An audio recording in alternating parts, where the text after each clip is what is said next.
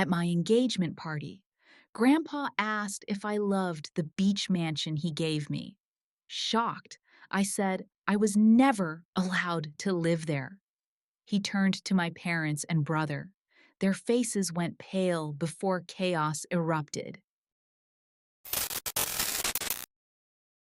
I held the champagne glass and tried to smile, even though the ring on my finger felt heavier than lead. The voices of the guests who had come to celebrate my engagement to Kyle were buzzing around me. 20 years old, and I was already supposed to be someone's wife. My mom says it's right to get married early, while you're young and beautiful. Our living room was decorated with white and pink ribbons. My mom and Dexter spent a lot of money on this party, even though I asked for something more modest. But what will people say? As my mom always says, the guests are mostly their friends, Dexter's colleagues from accounting, and neighbors. My friends are few and far between, and even they felt out of place. Kyle was standing next to me, telling Aunt Meredith about his job as a manager at a car dealership. He's handsome, and makes good money. My mom said I was lucky to have such a fiancé, but for some reason, I felt like I was playing someone else's role in someone else's play. Grandpa Chester was sitting in his favorite armchair by the fireplace, watching all this festive chaos. He was 87 years old, but his back was straight, and his eyes were still piercing. He never liked large gatherings, but he came for me. Grandpa is the only one who really understands me. I've been working as a cashier in a supermarket for 2 years after school. Temporarily, as I tell everyone, I don't really know what I want out of life. Kyle says I don't have to work after the wedding. He'll provide for the family. But something in me protests against this future. Blair, daughter, Grandpa called to me, waving his hand. I went over and sat on the arm of his chair. Grandpa always smelled of old books and mint. So, he smiled, taking my hand. How do you like the beach house I gave you? I hope you feel comfortable there? I froze. The glass almost fell out of my hands. What mansion? I whispered, looking into his kind brown eyes. Grandpa, I was never allowed to live there. I don't even know where it is. The smile disappeared from his face instantly. Surprise appeared in his eyes, and then something like suspicion. He slowly turned to his mom and Dexter, who were standing next to the three-tiered cake, talking to the guests. Vivian. Grandpa's voice became hard and cold. What does this mean? My mother, who had been laughing at a joke from her neighbor, Mrs. Parker, suddenly turned around. When she saw the look on Grandpa's face, her smile disappeared.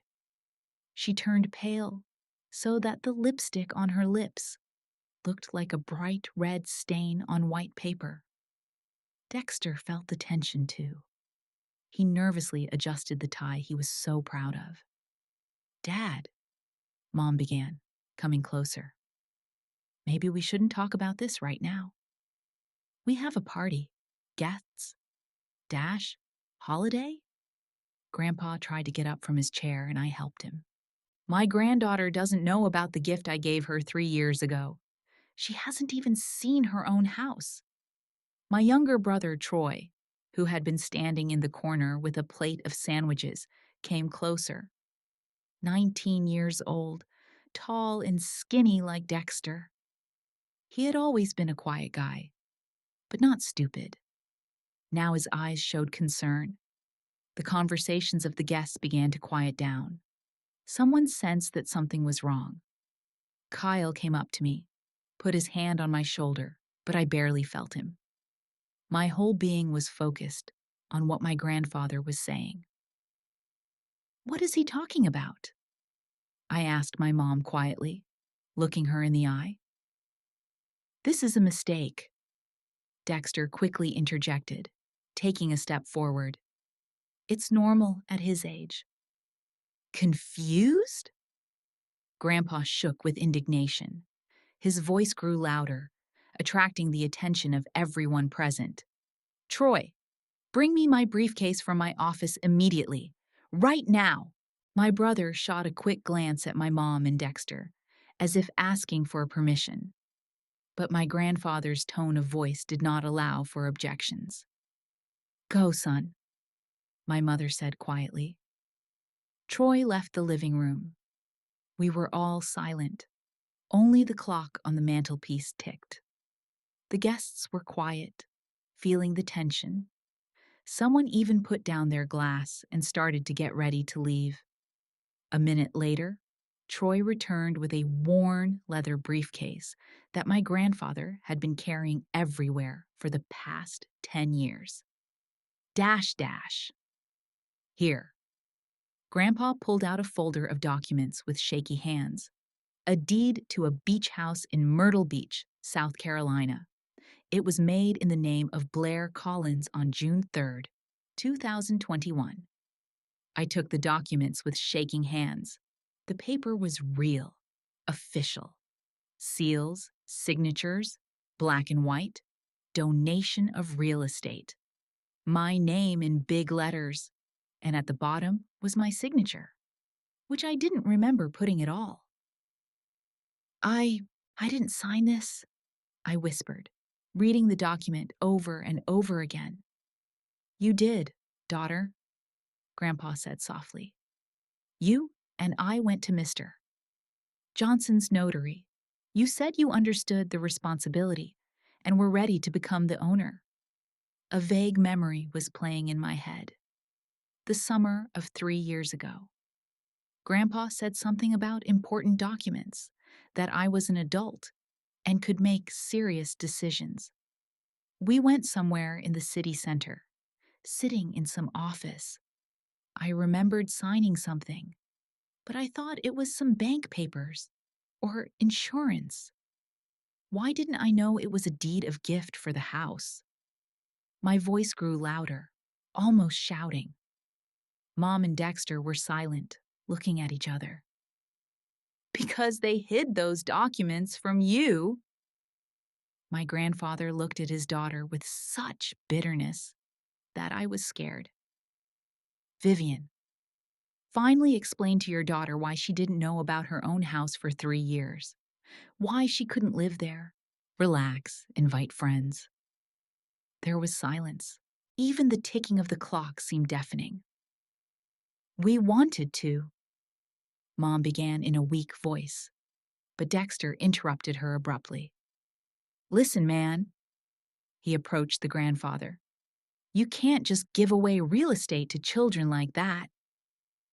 Blair is too young for that kind of responsibility. This property is worth a lot of money. It needs repairs, maintenance.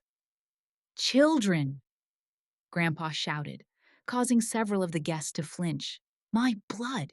And who are you to decide what she needs? I'm her stepfather and… You're nobody! The grandfather waved his hand so sharply that he almost fell over. You married my daughter for money, against my will. I saw through you from the first day. The guests were already looking at us openly, forgetting all politeness. Someone whispered. Someone pulled out a phone. Kyle tried to intervene. Perhaps we should talk privately, without strangers. No! I pushed his hand away with such force that he almost fell over. I want to know the truth. Now, in front of everyone. Mom started to cry. Not loudly, just tears streaming down her cheeks, blurring her carefully applied makeup. We hid the documents, she finally said in a barely audible voice. They've been in our safe for 3 years. Why? I was almost screaming now. Why did you do that?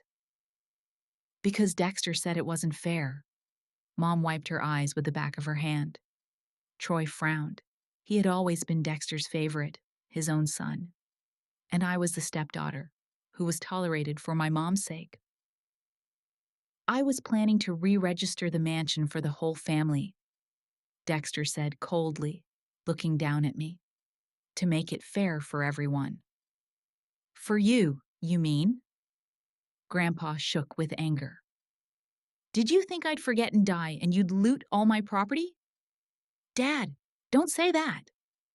Mom rushed to Grandpa, but he stepped back. Don't you dare call me that. He raised a trembling hand. My daughter wouldn't do that. Dexter flushed red with rage. Look, Chester, that's enough. You've always been meddling in our lives. You've always tried to control us. Because I see you for what you really are. Grandpa pointed a finger at Dexter. A lazy debtor who lives off my family. That's not true. Dexter protested, but he sounded ignorant. It's not true? Grandpa sneered bitterly. Who kissed Jesse's cashier at the supermarket last year? Who borrowed money from my daughter for their stupid investments? Mom gasped and put her hand over her mouth. Troy turned away as if he was ashamed. That's why I signed the mansion over to Blair, Grandpa continued, ignoring Dexter's protests. So you wouldn't get it, you naughty boy. We didn't, Dexter exclaimed. We just put it off. For 3 years? I stood up from the armrest, holding the deed in my hands. For 3 years, I could have lived in my own home, and you lied to me. You were so young, so unconscious.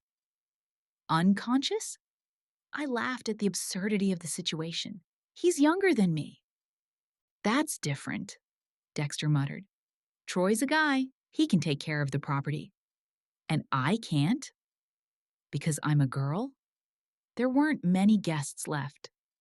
Most of them slowly packed up and left, not wanting to witness the family drama. Only the closest ones remained. Aunt Meredith, neighbor Mrs. Parker, and a few of Dexter's colleagues. They stood on the sidelines, not knowing where to go. Kyle came up to me again. Blair, honey, maybe we should really talk at home, in private. It's your engagement party. I looked at him and suddenly realized that he was against me too. What do you think about that, Kyle? I asked him bluntly. Well, maybe your parents are right. It's a lot of responsibility for a young girl. I see. I pulled the engagement ring off my finger and threw it at his feet. The wedding is off. Blair! He bent down to pick up the ring. Don't be silly. You know what I mean. I do. I turned away from him.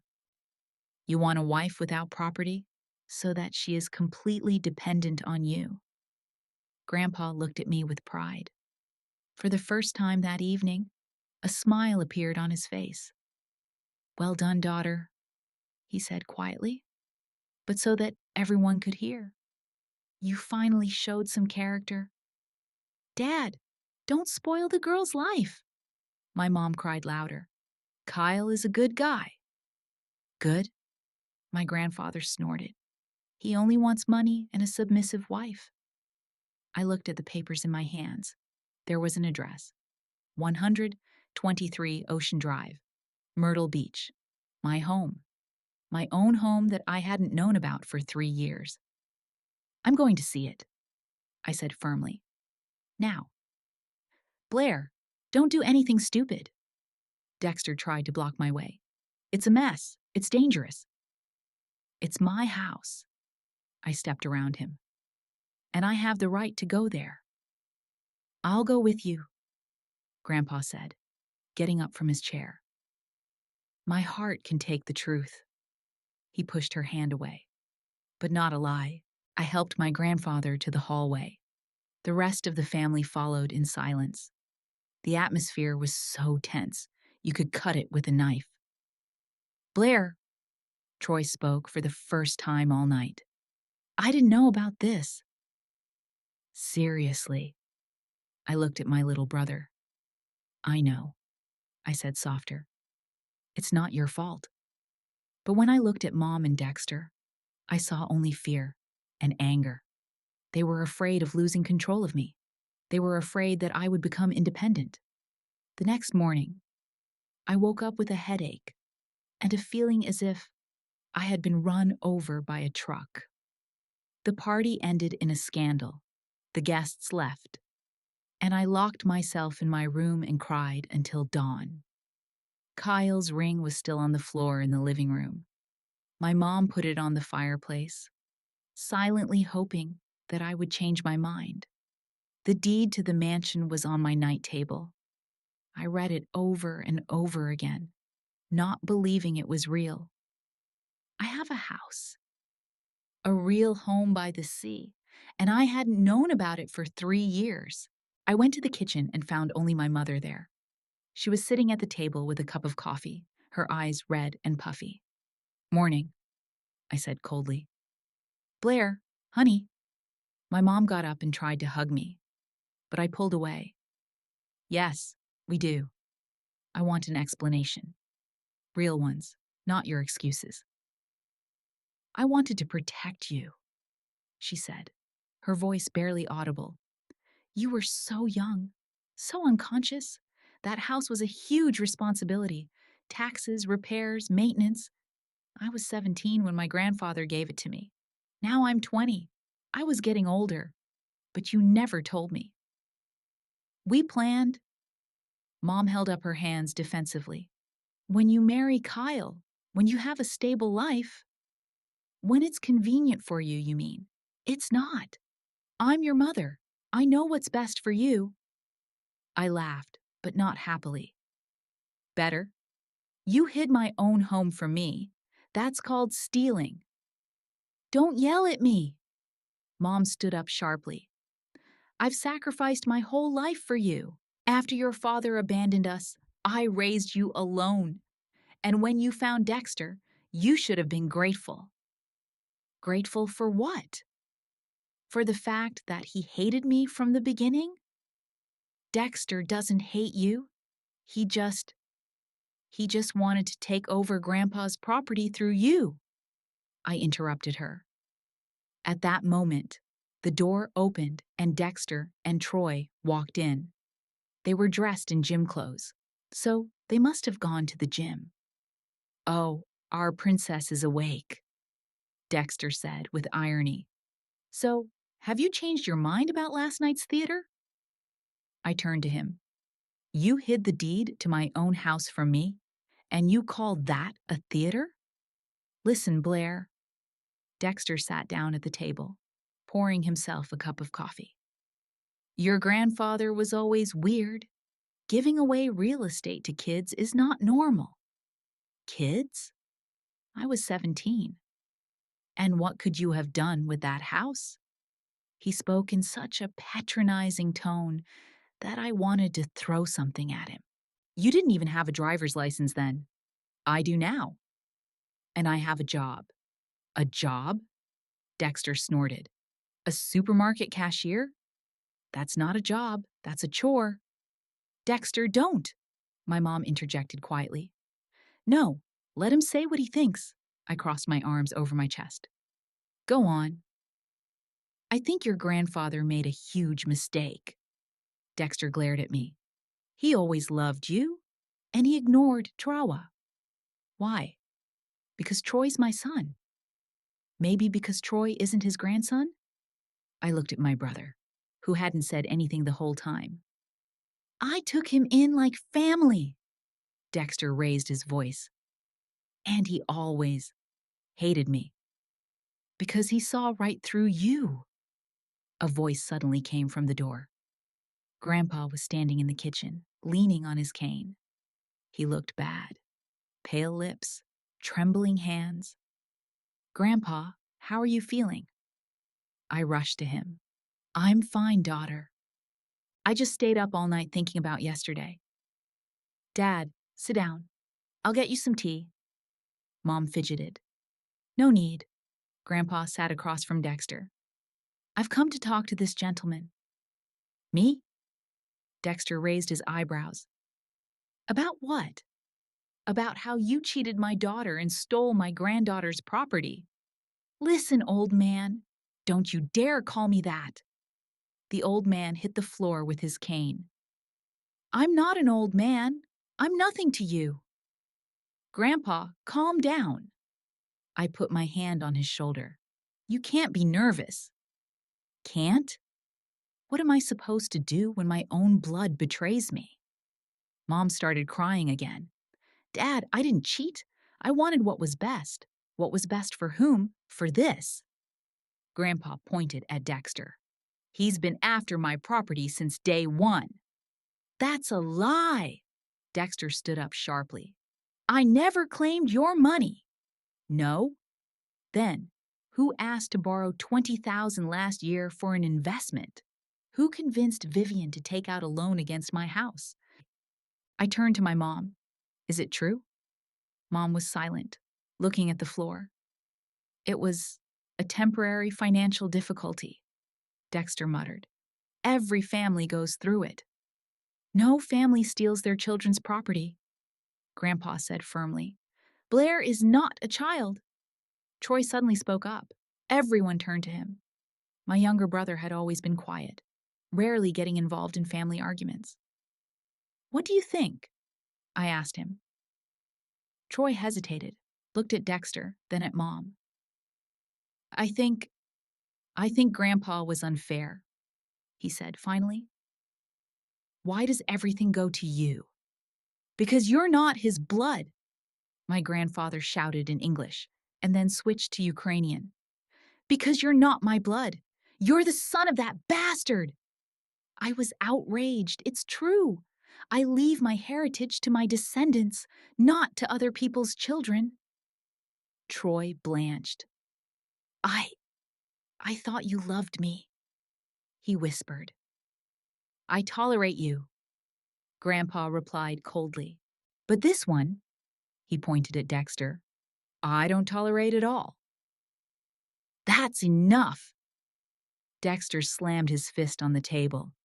But he needs to know the truth about his place in this family. Dash. My place, question mark.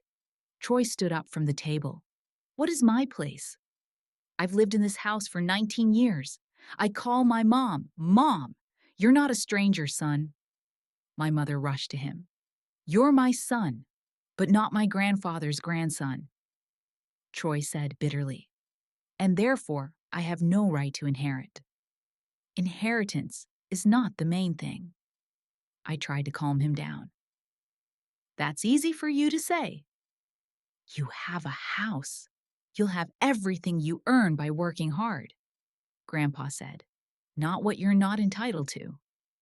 Troy looked at his grandfather with such hatred that I was afraid. You know what? He said quietly. I hate you too. I always have. You've made this house a living hell for everyone who isn't a Blair. Troy, don't say that. I reached out to him, but he pushed me away. That I'm glad my sister got a house and I didn't even know about it? That I'm happy to live in the shadow of my grandfather's favorite? I never wanted to be the favorite, I said quietly. And you are. And you always will be. With that, Troy left the kitchen. A minute later, I heard the door slam as he left the house. Are you satisfied now? Dexter looked at his grandfather with hatred. Did you break up the family? I didn't break up the family. I discovered the truth. What truth? I don't hate you. I hate what you've done. The old man stood up from his chair. I hate the way you've used my daughter, the way you lied to my granddaughter. Grandpa looked at me, and I saw him turn pale right before my eyes. Grandpa, are you okay? I jumped up to him. My heart, he whispered, clutching his chest. The pills, in the briefcase. I rushed to his briefcase and found the medicine. Mom brought water. Dexter stood by and watched us try to help Grandpa. Should we call an ambulance? Mom asked. No, no, no. Grandpa came to a little bit after taking the pills, but I saw that he was really sick.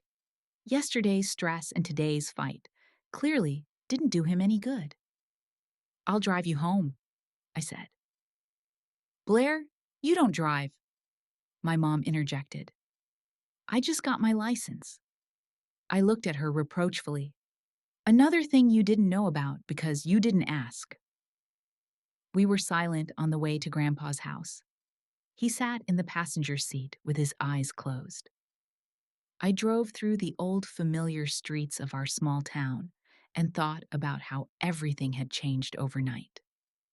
"Grandpa," I finally spoke up. "Maybe you shouldn't have done that so abruptly. With Troy, with Mom." "Daughter," he opened his eyes and looked at me.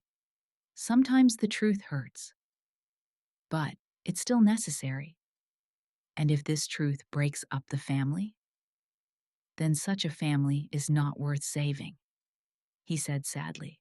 "A real family is built on love and respect, not on lies and self-interest." I stopped the car in front of his house, a small but tidy manor on the outskirts of town. "You're not going back to them," Grandpa said. It wasn't a question, it was a statement. "I don't know," I answered honestly.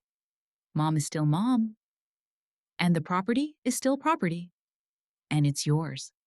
Don't let yourself be fooled again." I helped him to the door. "Grandpa, what if I can't handle it?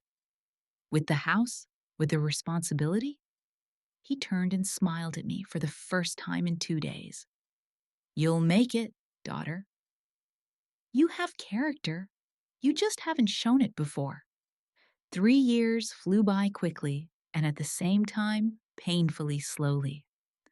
My grandfather was dying gradually, like a candle going out.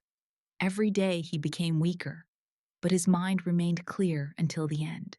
I moved in with him, despite the protests of my mother and Dexter, who considered it a demonstrative gesture. My relationship with my family never recovered. My mom would sometimes call, crying into the phone, begging me to come home. Dexter did not speak to me at all. Troy would visit his grandfather from time to time, but the atmosphere was so tense that these visits quickly stopped. I got a job at the local library. It didn't pay much, but the schedule was flexible, and I could take care of my grandfather. In the evening, we would sit together. He would tell stories from his youth, and I would read him books. These were the most peaceful months of my life, despite the sadness of his deteriorating condition. Grandpa never complained, but I could see how hard it was for him. His heart was failing more and more often, and his hands were trembling so much that he couldn't eat on his own. Doctors said it would be a matter of months. "Daughter," he said one winter evening as we sat by the fireplace, "I need to talk to you." "Grandpa, we don't need to talk about this now." I put my hand on his shoulder. "I can leave at any time, and you should know everything." He took a thick envelope from his desk drawer. "Dash, this is my will. All my property, the house, the mansion by the sea, the car, the savings, everything goes to you." "Grandpa, wait, I'm not finished. There is one condition, a very important one." He looked me in the eye seriously. "If your mom is going to be without Dexter, and sooner or later she will be, he will leave her. You have to help her, not because she deserves it, but because she's my daughter and your mother." "Of course, Grandpa. But what makes you think Dexter will leave her?" Grandpa smiled bitterly. "Because I've seen a lot of guys like him. He's only with her for the money. When the money runs out or someone younger and richer comes along, he'll leave. Men who marry for money don't know loyalty." I was silent, realizing that my grandfather was right. During those 3 years, I often saw Dexter in town with different women. My mom seemed to suspect, too, but she turned a blind eye. "What if Mom doesn't want to see me?" we don't talk. She will. When a person is drowning, they grasp at any straw. And you will be not a straw, but a life preserver. In February, my grandfather became very ill. He hardly got out of bed, ate through the force. I took a vacation from work and did not leave his side. The doctor said it was a matter of days. Blair, my grandfather whispered one morning, call your mom. I want to say goodbye to her. So I called. My mom arrived an hour later, crying and worried. Troy and Dexter came too. Dad, Mom sat down by the bed. I'm sorry. I'm sorry for everything. I forgave you a long time ago, daughter. Grandpa held out his hand to her. You are my daughter, and I love you no matter what. Dexter stood in the corner, looking uncomfortable. Grandpa, he said quietly, I want to apologize too. For everything I said. Come closer, boy. His grandfather held out his hand to Troy. You just got between us adults and our problems. Troy started to cry. For the first time in 3 years, I saw his real emotions. I wish things could have been different, he whispered. So do I, son. But what happened happened. The most important thing is that you and your sister don't fight. Family is the most precious thing we have. Grandpa died the next night, in his sleep. I was sitting next to him, holding his hand. In his last moments, he smiled and whispered, Thank you, daughter. For everything. The funeral was quiet. Not many people came. My grandfather lived as a hermit in his last years. Mom cried inconsolably. Troy supported her. Dexter stood aside and kept looking at his watch. After the ceremony, the notary read the will. Just as my grandfather said, all the property went to me. The house, the mansion by the sea, the 2019 Toyota Camry, the bank account with $340,000, and a provision to help my mother. This isn't fair, he shouted right there in the notary's office. Vivian is his daughter. Why does his stepdaughter get everything? Because that's what the testator wanted, the notary Mr. Green calmly replied. I'll challenge it in court. Dexter slammed his fist on the table. The old man was out of his mind. Mr. Blackwell. The notary adjusted his glasses. Mr. Collins was psychiatrically evaluated before his will was made. He was fully competent. You have no grounds for appeal. Mom sat and cried silently. Troy was looking at the floor. Mom, I said quietly, you know I won't leave you, no matter what. She looked at me through her tears. I don't deserve your kindness, she whispered. You do. You are my mother. Dexter grabbed his mom's hand. Let's get out of here. I don't need to hear this sentiment. The next few months were spent in litigation. Dexter hired a lawyer and really tried to challenge the will. But my grandfather had foreseen everything. The documents were impeccable, witnesses were found, and medical certificates confirmed his legal capacity. Meanwhile, I went to my beach mansion for the first time. The house turned out to be gorgeous. 2-story, with large windows and a terrace overlooking the ocean. It was a little run down after 3 years of neglect, but it was solid and beautiful. I hired a company to clean it and do some minor repairs. Standing on the terrace and looking at the waves, I felt calm for the first time in a long time. This was my place, my home. But the peace did not last long. One evening, my mother called me, crying into the phone. Blair, can I come to you? I need to talk to you. She arrived an hour later, looking terrible, thin with dark circles under her eyes. What's wrong? I asked, making tea. Dexter, she stammered with tears. He's cheating on me. He's cheating on me, openly, demonstratively. With whom? Some model. Scarlett. Young. Beautiful. He says I'm old and uninteresting. I sat down next to my mom and hugged her.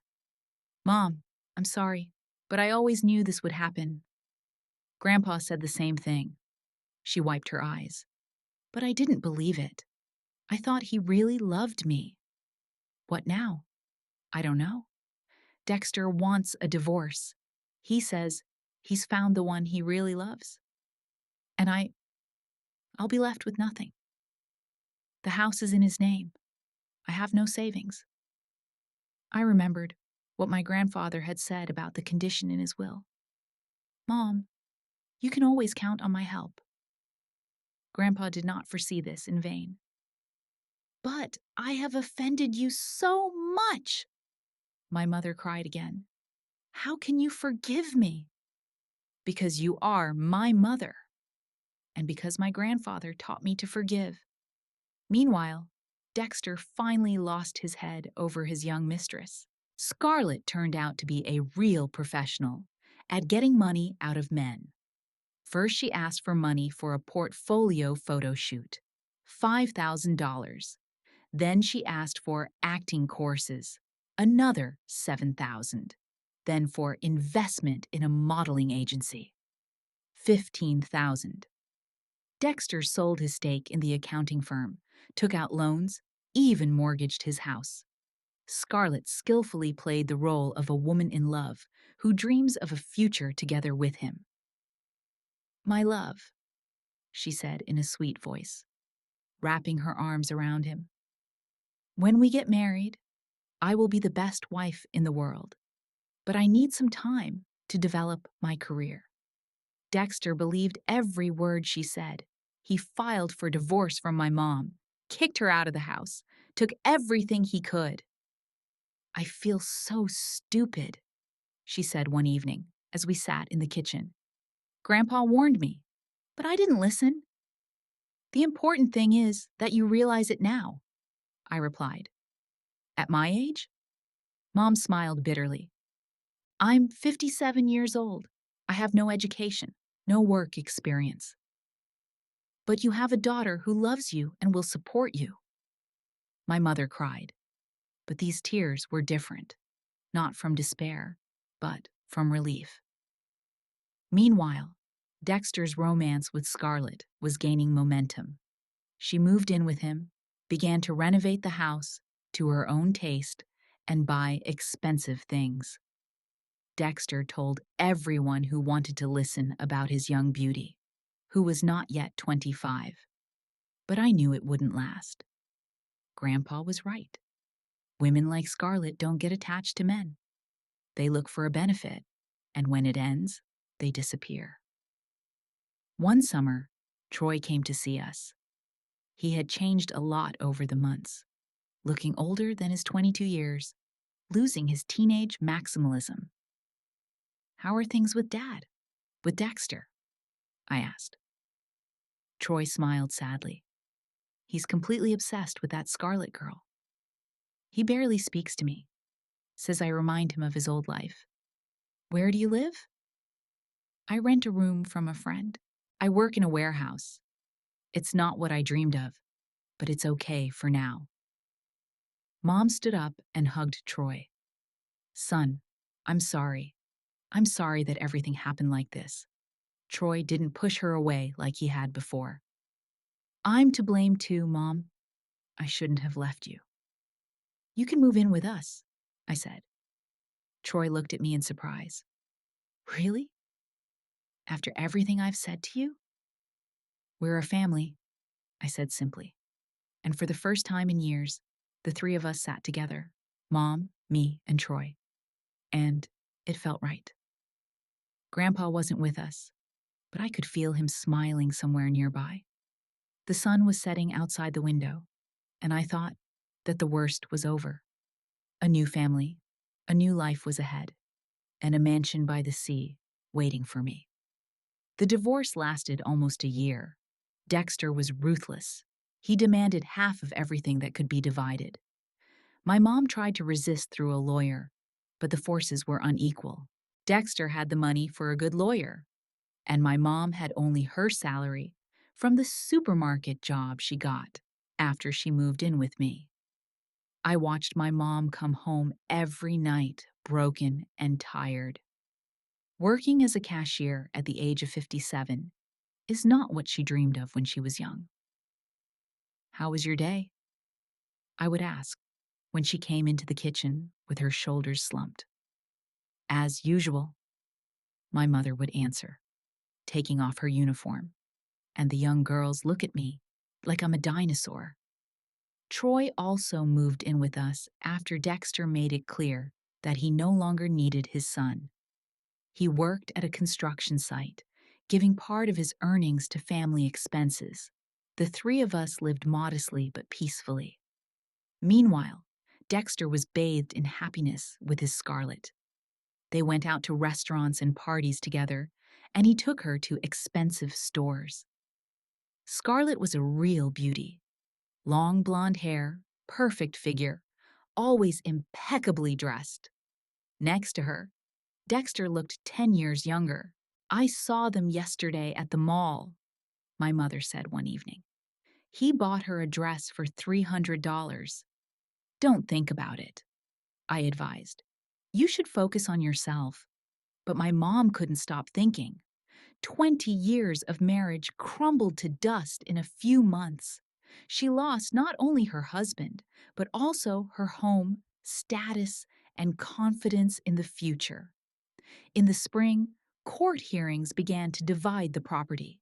Dexter demanded half of all the jointly acquired wealth. But the most controversial issue was the car, a Honda Accord that my grandfather had given my mother for her birthday 5 years ago. "It was a gift to my father-in-law," Dexter's lawyer argued. "The car was bought during the marriage and is community property." "But the deed of gift was in my client's name," my mother's lawyer argued, "and it was a personal gift from my father." The trial lasted for months. Dexter was confident of victory. He had money, influential friends, and a good lawyer. He did not even hide his pleasure at seeing his ex-wife suffer. Meanwhile, Scarlett continued to develop her career. She convinced Dexter to invest $30,000 in a modeling agency that her friend was supposedly opening. Then another $20,000 was spent on equipment for a photo studio. Then $15,000 for an advertising campaign. "Darling," she said, kissing him in the ear, "this is our future together. When I become a famous model, we will live like in a fairy tale." Dexter believed. He believed when she asked for money for plastic surgery. He believed when she said she needed a new car to go to casting calls. He believed when she convinced him to sell his share in the accounting firm, to make a serious investment. I watched this circus from the outside and realized that my grandfather was right. Dexter had fallen blindly in love and lost his head, and Scarlett was a professional. She knew how to manipulate men, how to squeeze the most out of them and disappear at the right moment. That moment came in the fall. The court finally made a decision. The property was divided equally. Dexter got half the car, half the savings from the joint account, and half the value of the house. But the house remained with my mom, and Dexter was to receive compensation. The amount was decent, about $160,000 in savings, plus $18,000 for half the car. Mom had to pay him back within a year. "Where am I going to get that kind of money?" she cried after the decision was announced. "I don't even have $1,000. "I'll help," I said. "I have Grandpa's inheritance." "No," Mom shook her head. "I can't take your money. I've already hurt you enough." "Mom, Grandpa didn't write a condition in his will to help you for nothing." He foresaw this situation, but Mom was stubborn. She took out a home equity loan and paid Dexter the entire amount at once. I could see how hard that decision was for her. Now, she had a 20-year debt load. Dexter was thrilled. With $180,000, he felt like the king of the world. Scarlett was ecstatic too, as new opportunities for investment had emerged. "Darling," she said, hugging him, "I have a great idea. My friend is opening a chain of fitness clubs. If we invest 100,000, we can double his capital in a year." Dexter, of course, agreed. He was ready to give her everything, as long as she stayed by his side. But Scarlett had other plans. After receiving the money for the investment, she began preparing to disappear. First, she said she was going to Los Angeles for an important casting call. Then she said she had to stay there for a month to shoot a commercial. Dexter missed her, called her 10 times a day, sent her flowers and gifts. Scarlett was sweet on the phone, promising to return quickly and arrange an unforgettable meeting for him. But a week turned into a month into 2. Calls became less frequent. Scarlett was always busy with some projects. And then the day came when her phone simply wouldn't answer. Dexter went to Los Angeles, looking for her at all the addresses he knew. It turned out that there was no casting call, no filming either, and that friend with the fitness clubs didn't exist at all. Scarlett disappeared with all the money. Dexter returned home a broken man. In a few months, he aged 10 years. Gray hair in his temples, deep wrinkles, and a dull look in his eyes. He had lost not only his money, but also his faith in himself. One day in December, he suddenly appeared at our house. He stood on the doorstep with his head down, not knowing what to say. "What do you want?" Troy asked coldly. I wanted to talk to Vivian," Dexter mumbled. "Vivian," Dexter began. "Can I talk to you?" His mom crossed her arms over her chest. I need help. Scarlett, she left me. She took all the money and disappeared." "So?" Mom's voice was icy. "I'm left with nothing. I even had to sell my apartment to pay off the loans." "I was thinking, maybe we could—" "We could what?" Mom interrupted. "Get back together? After you humiliated me, threw me out of the house, took the last of my money?" "I realize I was wrong." Dexter spoke quietly, not looking up. "But we were a family for 20 years. That counts for something." "It did for me." "It didn't for you." Mom came closer. "You destroyed our family for a young whore. And now that she's dumped you, you're thinking about me?" "Vivian, I know I have no right to ask, but—" "You don't," Mom said firmly. Dexter looked at Troy, hoping for his son's support. "Troy, say something. I'm your father." Troy looked at him for a long time, then shook his head. "You stopped being my father the day you kicked my mom out of the house. You were only interested in your young mistress. And now that she has deceived you, you have come back?" "But I've lost everything." Dexter was almost in tears. "I have no one." "That's your choice," I said, interjecting. "You chose money and a young body over a family. Now live with the consequences." Dexter stood there for another minute, then turned and walked away. We never saw him again. That evening, my mom sat in the kitchen and cried. "You know," she said, "I thought I would be happy to see him. So miserable. But I just don't care. He died for me the day he brought that girl into our house." "That's right," I replied. "Now you can think about your future." "Future?" Mom smiled through her tears. "At my age, what kind of future can we talk about? Any kind you choose." Mom thought about it. "You know, I had a dream," she said quietly. ever since I was young. I wanted to open my own beauty salon. I've always loved doing hair and makeup. I even took a course before I got married. Why not try it now? No way. My mother waved her hand. It requires money, which I have. And after the divorce, I'm up to my eyeballs in debt. I thought about what Grandpa had said about the condition in his will. Dash, Mom, how much does it take to open a small salon? Well, 30 or 40,000 for equipment, rent, repairs. But it's unrealistic. Why unrealistic? I sat down next to her. I have money. Grandpa's inheritance. Blair?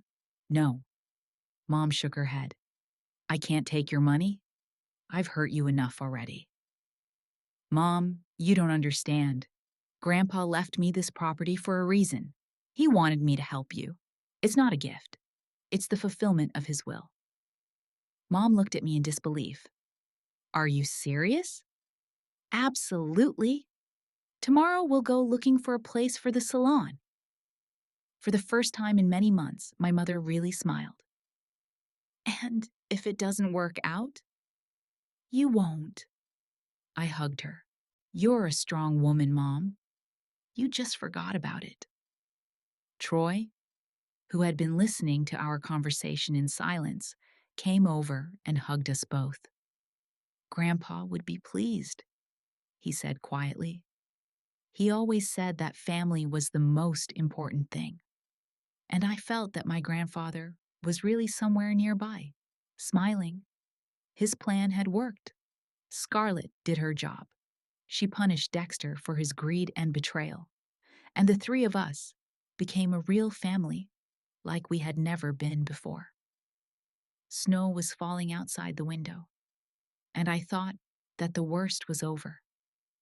There was a new life ahead for Mom, for Troy, for me, and a mansion by the sea where we would go in the spring to start everything from scratch. My mother's salon, Vivian, opened in the spring, a small but cozy room in the center of the town, with 3 chairs and modern equipment. My mother worked like a madwoman, getting up at 6 in the morning, getting ready for work, and seeing clients until 8 p.m. I have to earn a reputation, she said when I advised her not to overwork. And she did. After a few months, she had regular clients. Women came not only to get their hair cut, but also to talk and share their problems. Mom was a good listener, and they appreciated it. Meanwhile, I took care of the mansion by the sea. The house needed serious repairs. It was necessary to repaint the walls, repair the plumbing, and update the furniture. I hired a team of workers led by Ethan Richards, a local carpenter. Ethan looked nothing like Kyle. He was tall, strongly built, with calloused hands and sincere brown eyes. He was 27 years old, had his own carpentry shop, and a reputation as the best craftsman in the neighborhood. When he talked about wood, there was a special warmth in his voice. This house has a good foundation, he said on the first day of work, inspecting the walls. You knew my grandfather? I was surprised. Of course. Chester Collins was a legend in these parts, an honest man, and there are few of them left. The repairs took 2 months. I came every day, followed the work, helped as much as I could. Ethan turned out to be not only a skilled carpenter, but also an interesting conversationalist. He talked about the town, the people, and shared his plans for expanding the workshop. What are you planning to do with this house? He asked one day when we were having coffee on the terrace. I'm thinking of turning it into a hotel, I said. A bed and breakfast, as they say. Ethan thought about it. That's a good idea. It's a beautiful spot, close to the beach. Do you think it will work? With your perseverance, it will. He smiled. You remind me of your grandfather. You have the same willpower. When the renovation was finished, the house was unrecognizable. Light walls, new furniture, cozy rooms with sea views. I got a hotel license and started receiving my first guests. Things were going well. The mansion had 5 guest rooms, and in the summer, they were always full. I cooked breakfast, cleaned the rooms, and communicated with tourists.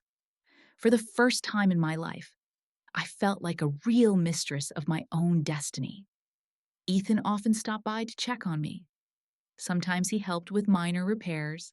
Sometimes he just had coffee on the terrace. We gradually developed a special relationship.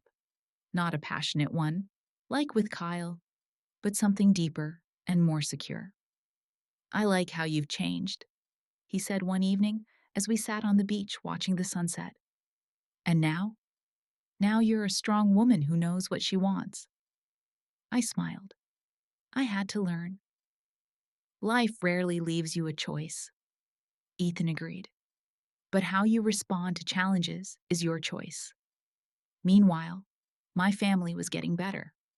My mom's salon was thriving. Troy got a job with a construction company and was even thinking about going to college. We were closer than ever, but the peace was broken by unexpected news.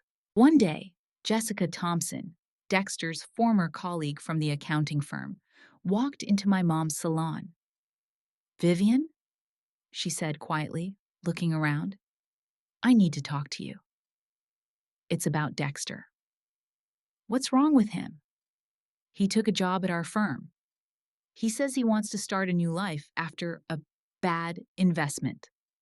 And he's back to the same schemes he was doing before. He forges documents, transfers money to fictitious accounts. He thinks no one will notice." Jessica took a folder out of her bag. Dash. "Here are copies of the documents. I can't officially expose him. He threatens to ruin my career. But you could pass this on to the right people." Mom took the folder with trembling hands. "Why are you giving me this?" "Because Dexter didn't just destroy your marriage. For years, he defrauded clients, stealing money from pension funds. People lost their life savings because of his fraud." That evening, my mother and I sat in the kitchen and looked at the documents. Everything was clear and straightforward. Dexter created fictitious accounts, transferred clients' money there, and then invested it in non-existent projects. "What should we do?" my mom asked.